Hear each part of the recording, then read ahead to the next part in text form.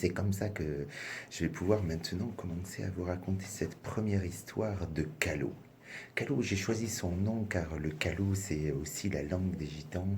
Le Calo, j'ai choisi ce nom de ce gitan-là, là, qui un jour, son père lui a dit, mais écoute, il va falloir que tu te maries et je voudrais que tu te maries avec cette jeune fille. Elle était belle comme un cœur, elle était ronde comme un cœur. Elle avait les yeux noirs perçants, elle était brune, les cheveux longs, mais Calou, ben non, il voulait pas se marier avec elle et il a dit non à son père. Son père, il a dit oui. Calou, il a dit non. Son père, il a dit oui. Calou, il a insisté, il a dit ben non, je ne veux pas me marier avec elle. Son père, il a insisté, si bien que, ben, que Calou, ben, il est parti. Il est parti sur les chemins et il s'en est allé.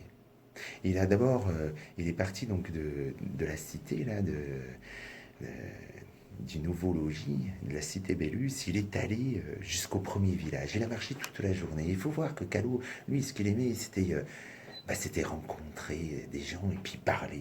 Il adorait parler un petit peu comme Rolio et moi, comme on fait quand on s'approche pour l'émission. On discute, on parle de tout. Et puis après, à un moment donné, oh, vite, vite, il faut se dépêcher. C'est l'heure, c'est maintenant. Il faut y aller.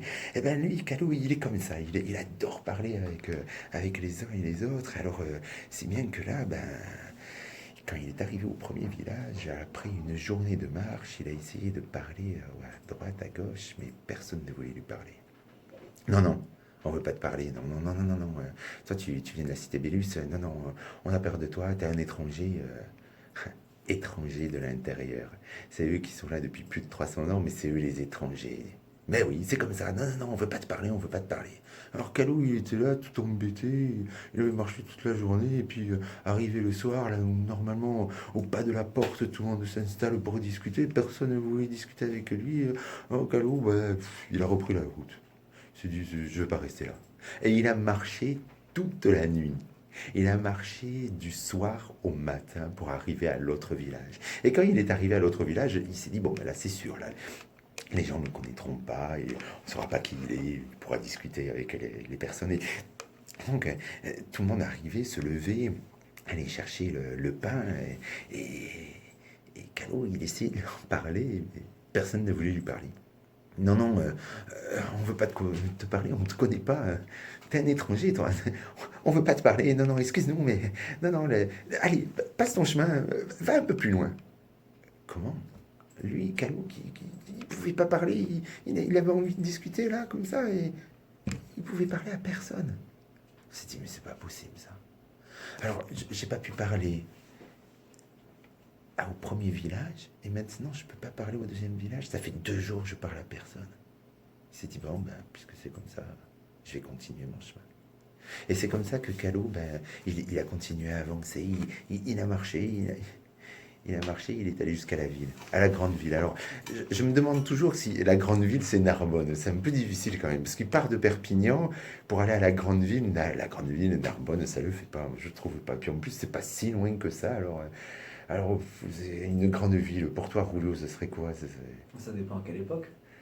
Ah, ça dépend à quelle époque. Il n'y a pas si longtemps que ça, hein, cette histoire, puisque les Gitans, ils sont là depuis 300 ans, mais non. Et du coup, c'est peut-être Gérone ou, Ah, c'est pas mal, ou au sud. il serait parti vers le sud. Ça, c'est pas une mauvaise idée.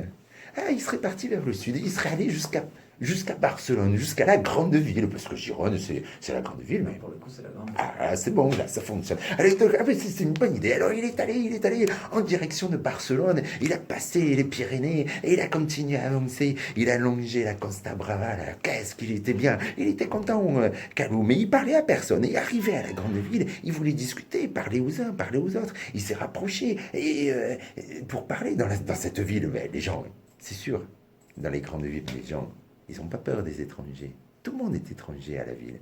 Tout le monde arrive de quelque part. Et là, Calou, il s'est dit, ben, je vais pouvoir parler à tout le monde. Mais les gens, dans les villes, ils sont pressés. En retard, il faut vite qu'on aille quelque part. En retard, je suis toujours pressé, quoi. Et alors il regardait l'heure. Non, non, on veut pas te parler, on n'a pas le temps, on est pressé. Mais Calo, il essayait de discuter à droite, à gauche. Et les gens, ils avaient pas peur de lui, mais ils voulaient pas lui parler. Ils étaient pressés. Alors Calo, il s'est dit, bon, puisque c'est comme ça, j'arrête tout.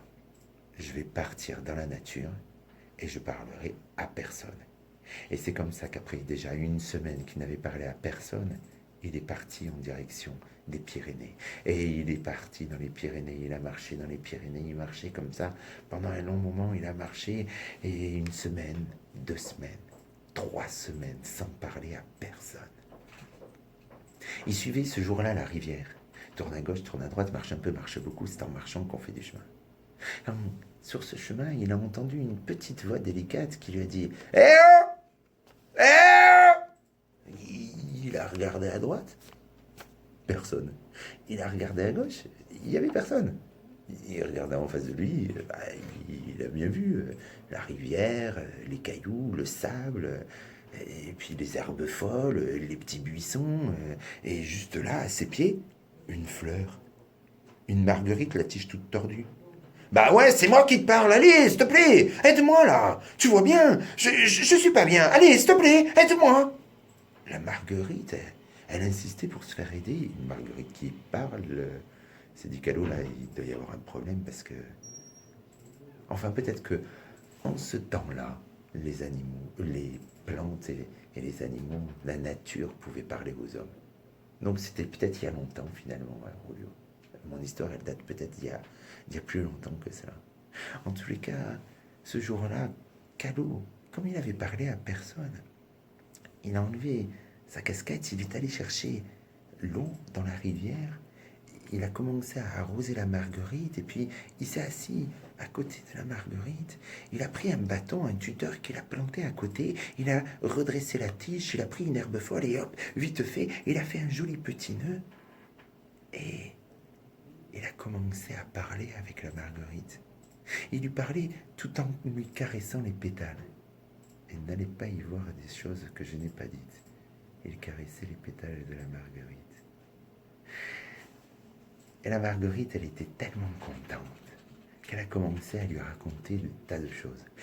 La marguerite, elle lui racontait tout ce qui lui était arrivé, comment un jour un cerf est passé par là, lui a écrasé la tige, c'est pour ça qu'elle est toute tordue, comment elle a entendu, elle, la marguerite, un énorme rocher au fin fond de la montagne, se décrocher de la falaise et tomber dans la rivière. Comment ce rocher s'est cassé en plusieurs morceaux, comment un morceau s'est mis à rouler dans la rivière. Et comment ce rocher, tout en roulant dans la rivière, est devenu de plus en plus poli.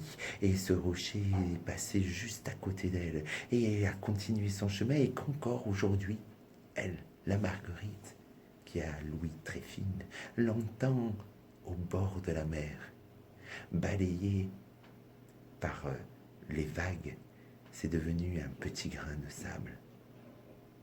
Et Calo, quand il entendait ça, il se détendait, et puis lui aussi, il voulait raconter plein de choses, il avait envie de parler, il voulait lui raconter plein d'histoires à la Marguerite, mais lui, il n'avait pas grand-chose à dire, parce que il lui disait, ben, moi je suis parti, j'ai marché, mais il m'est rien arrivé. Oh, ça c'est pas... il n'est pas à propos celui-là, il ne m'est rien arrivé. Et donc, allez, s'il te plaît, raconte-moi des choses. Alors la Marguerite, elle a continué à raconter, elle aussi. Elle a raconté comment la petite fourmi, elle s'amusait avec sa pétale à sauter, à tomber par terre, et elle remontait. Et c'est comme ça que le temps a passé. Et à la fin de la journée, le Calo, il s'est relevé, il s'est dit, bon ben, écoute, moi, tu vois, je suis un gitan, je suis fait pour aller sur les chemins, alors, excuse-moi, il faut que j'y aille. Et la Marguerite lui a dit, ben non, tu ne peux pas partir comme ça, tu rigoles ou quoi? Ça fait depuis des heures qu'on discute tous les deux. Depuis ce matin, on est ensemble. Ben oui, justement, c'est le soir, il faut que j'aille trouver un abri pour aller dormir, et puis il faut que j'aille sur les chemins, là ça suffit, toi tu es... Oui, ben ça va, je sais, moi je suis une Marguerite, je vais pas rester ici, et toi tu es un gitan, tu es fait pour aller sur les chemins, mais tu peux pas partir comme ça, non, c'est pas possible, parce que tu vois là, moi, depuis tout à l'heure, mon cœur il s'est ouvert, et je suis tombée amoureuse de toi. Callot, il s'est assis par terre de nouveau et il a écouté son cœur qui faisait pam pam, pam pam, pam pam, pam pam, pam pam, pam pam, pam pam, pam pam, pam pam, pam pam, pam pam, pam pam, pam pam, pam pam, pam pam. Et il s'est mis à crier, mais moi aussi je t'aime.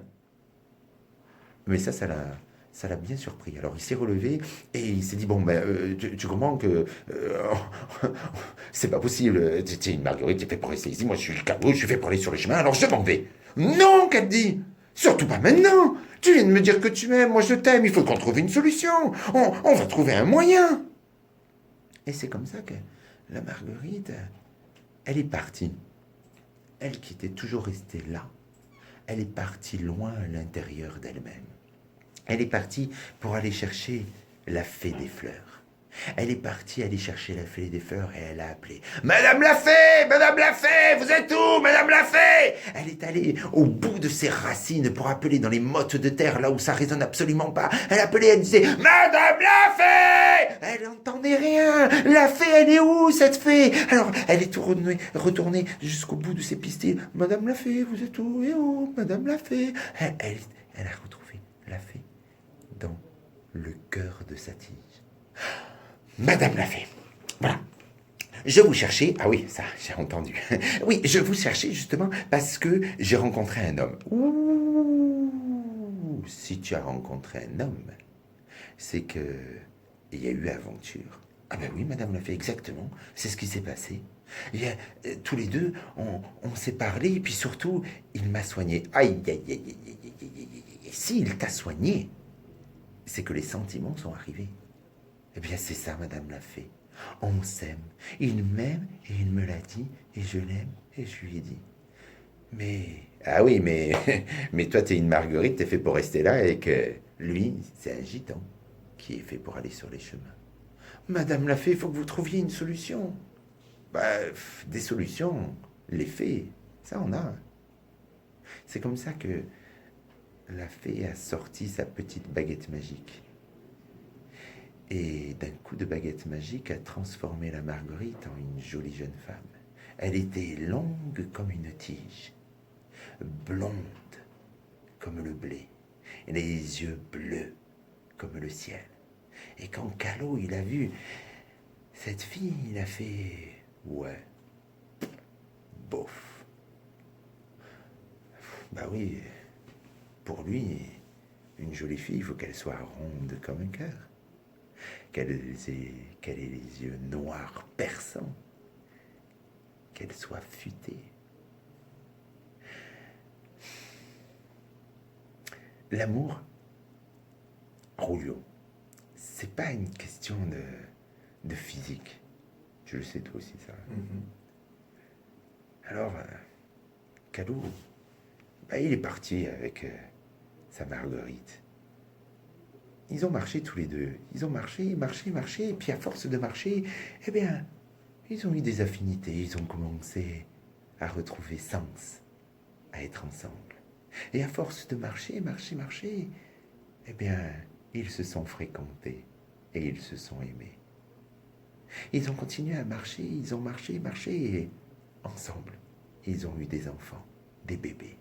Et ces bébés ont marché. Callot et Marguerite ont vieilli. Et les bébés ont marché et ont grandi.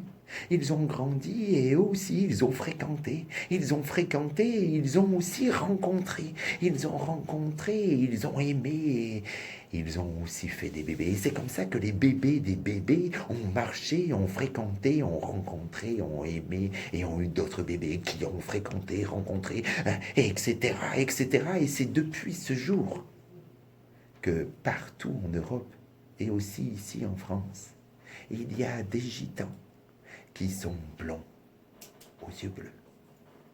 Et c'est comme ça que cette histoire se finit. Merci.